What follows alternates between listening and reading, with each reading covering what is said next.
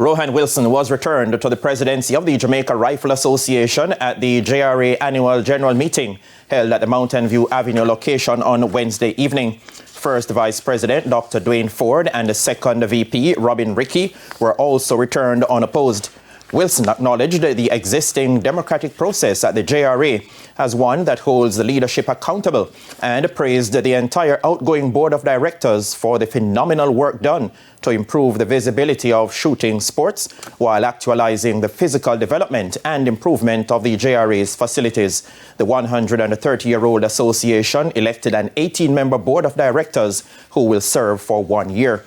The elected directors also include Paul Horton as secretary, Lenny Moulton as treasurer, and RGR Gleaner Sportswoman of the Year for shooting sports, Yoni Campbell as pistol captain.